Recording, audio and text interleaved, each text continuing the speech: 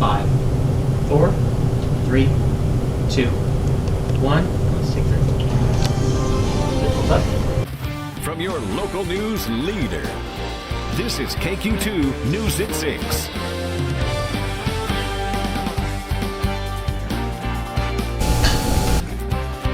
Starting Monday, Missouri will be under a statewide stay-at-home order. Good evening, I'm Jody O'Brien. It looks like it all just happens, and that's how it's supposed to appear.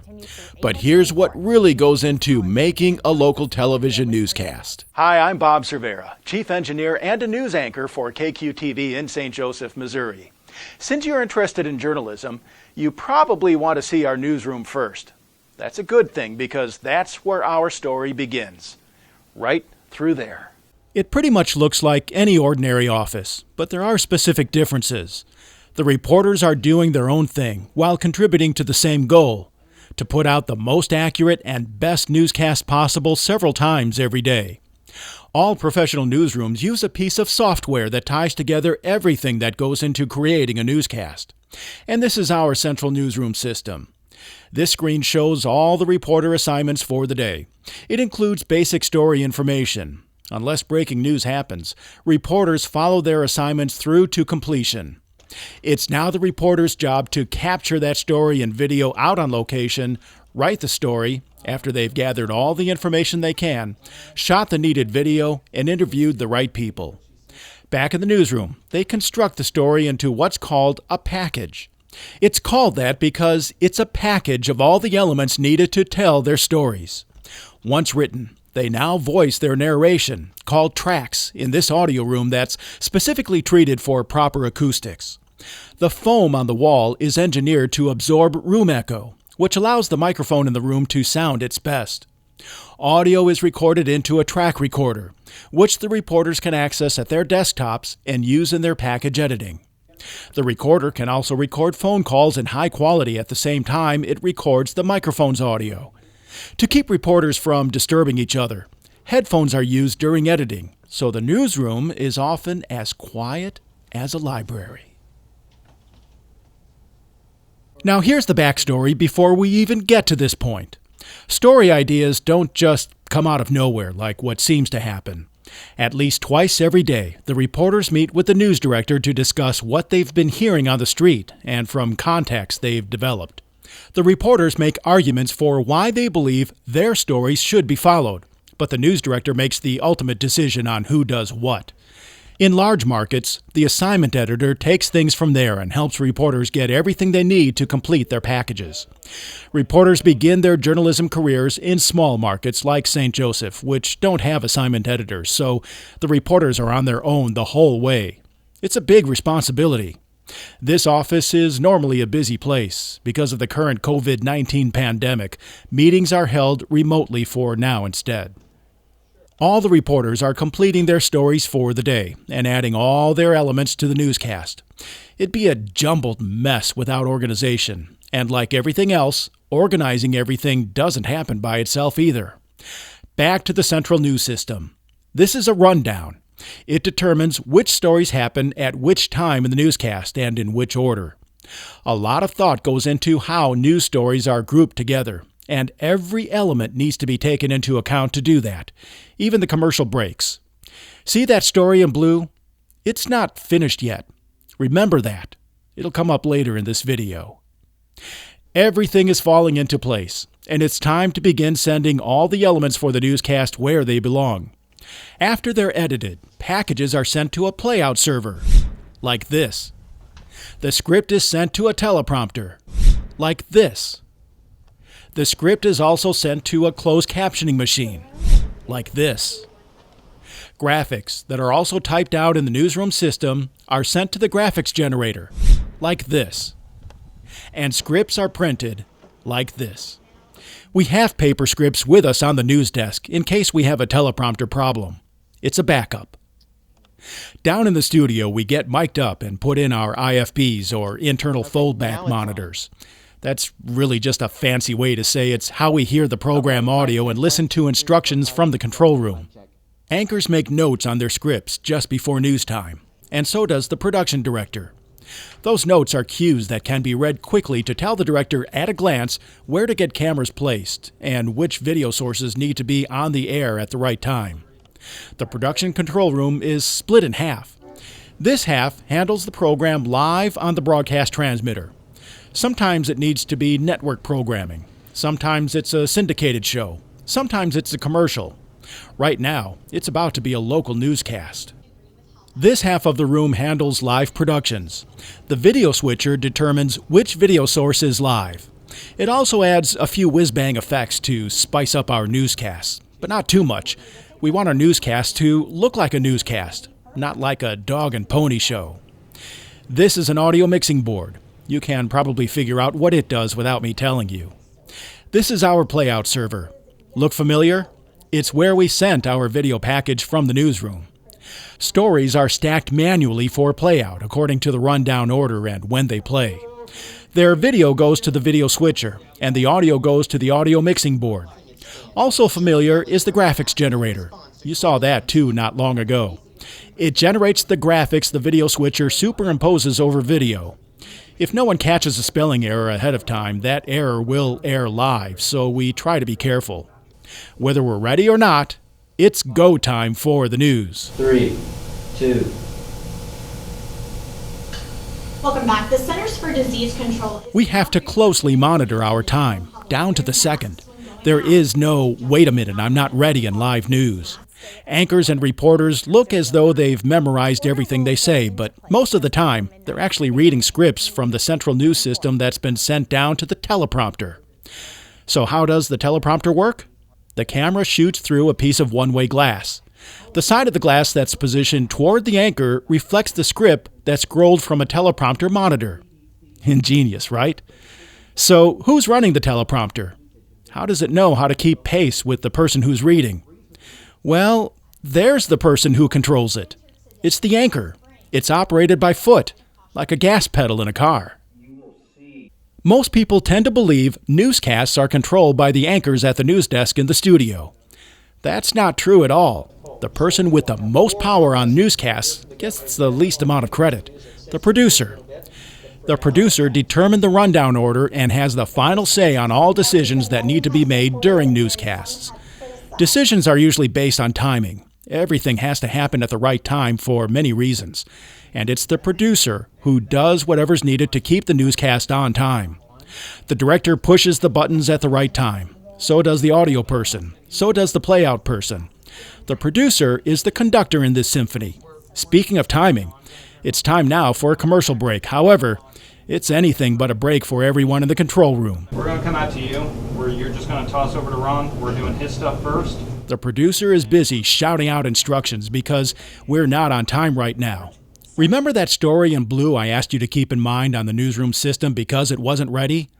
Well, it never became ready in time. We call that missing slot. It doesn't happen often, and for a reporter, missing slot is the equivalent of taking the walk of shame. In this case, the producer decides to expand the weather segment to help make up for that lost time. Speaking of weather, this is the part of the newscast most viewers tend to find most fascinating, the weather green screen. This is what we see at home. This is what the meteorologist on air sees. How does it work? It's simple. The video switcher has a function that produces a frequency that's exact color of green the camera picks up, but it mixes that frequency at exactly 180 degrees out of phase related to the camera feed. That phasing mismatch cancels out everything that's green and allows the underlying video layer to show through. In this case, what shows through is our weather graphics machine. Makes total sense, right?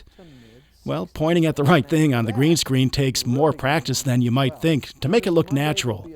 Everything is exactly opposite of looking into a mirror. We're nearing the end of our newscast now, and we're back on time. That's a good thing because the program right after the newscast begins at exactly the second it's supposed to begin, again, whether we're ready for it to begin or not. Now that the newscast is finished, it's time to relax. Nope. Our next live local newscast begins in exactly 1/2 hour from now. Thanks for watching. Now comes the question and answer part. Questions have been provided to me, and I won't sugarcoat any of the answers. If you plan to make journalism your career, I want to help you do so with your eyes wide open. Here we go. Question 1. How has technology affected how he covers stories? Is he able to stay in the newsroom more? Shrinking technology means we can get to more places quite a bit faster and easier than ever. Back in the early days of TV in the 1950s, portable meant only 3 large men were needed to move a videotape recorder to shoot at a remote location. That's not including the camera, which used to weigh 40 pounds just by itself. It was much more practical to shoot on actual film, but you had to get the film back to the station and wait for it to be developed just to be sure what you shot is usable. Today, just try to get away with not getting caught on a portable camera that a baby can operate, and you can see what was captured instantly. So the first part answer is technology makes getting images easier, and it's much more abundant. The internet was also a game changer. People with stories to tell can reach a reporter instantly, and with social media, everyone knows everyone else's business. Next question. Can I stay in the newsroom more? Well, technically the answer is yes. In fact, that's a pretty timely question. During the COVID-19 pandemic, reporters are staying in-house and using camera sharing apps to interview people. But the real answer to that question is, even though it's entirely possible, why would you want to stay in the newsroom? The best storytellers take their viewers to the locations they're covering through their own experiences. In the late 1960s and early 70s, war began being covered differently during Vietnam. Reporters actually went to the front lines, and their stories all of a sudden became much more engaging because you could sense their panic and you could hear it in their voices. I don't want to stay in the newsroom. Doing anything else is a lazy reporter who's phoning it in. Even for a news conference, go there. If there's an odd smell in the room that has staff members scrambling out of the camera's view, you'd never know it otherwise, unless your competition reports it first. All right, next question. Which parts of journalism are growing and which parts are shrinking? My opinion on that is politics is all the current rage. People are more politically aware, divisive, and have stronger views about it than ever. The way we cover news reflects that. Pundits are often viewed as journalists.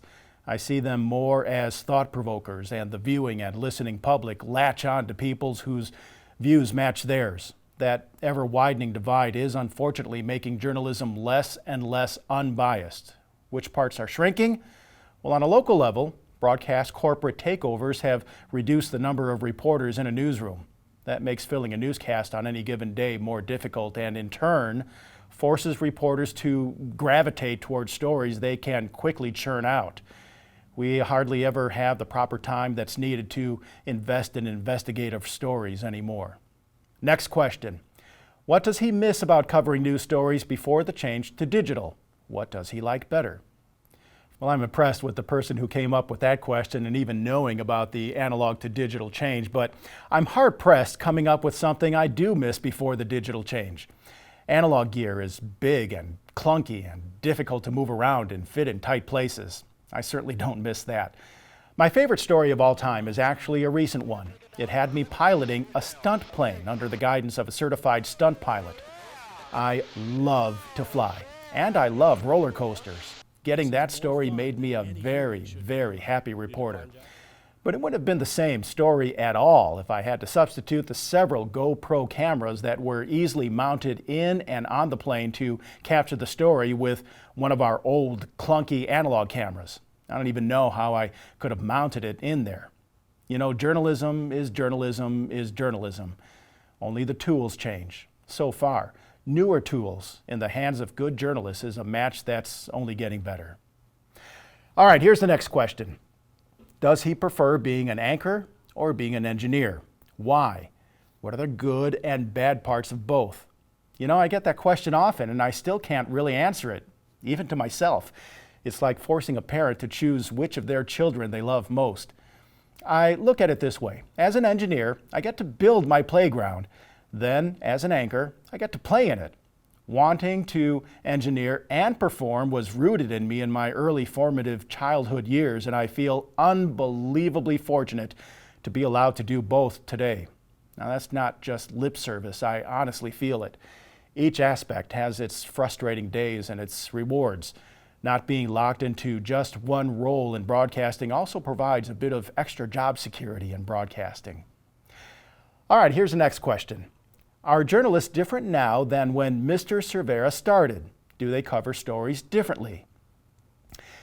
It's interesting that question was asked that way because that very question helps me provide my answer. I'm seeing journalists become less and less detail-oriented as time goes on. Let's review that question. Are journalists different now than THEN, Mr. Cervera, Mr. Cervera started? Everyone should know the proper word to use in place of then is than, THAN. The word then slipped through instead. Hearing someone use words incorrectly or seeing them written incorrectly make me cringe. So do many other things that slip through more and more often today. The saying goes, the devil is in the details. I think of it as the angel is in the details. Journalism is like heaven when all the detail boxes are properly checked off. Watch your grammar, watch your spelling, stay in active voice, triple check your sources. With me, it's the details that'll either kill you in this business or make you, more than anything else. Now, I'm not an old codger who thinks everything was better back in the day when a loaf of bread costs only a nickel. Now get off my lawn. I'm delightfully impressed with how today's journalists adapt to change, especially with technology. And change is happening faster than ever. It's important journalists keep up with that and figure out how to use it to their best advantage. And that's exactly what I see happening today. Do they cover stories differently? I really don't think so. Journalism is a deeply rooted and proven industry. I like that it's slow to change. Only the tools change. So which parts of the news business have grown and which have shrunk? Answering this last question is probably a good way to sum things up.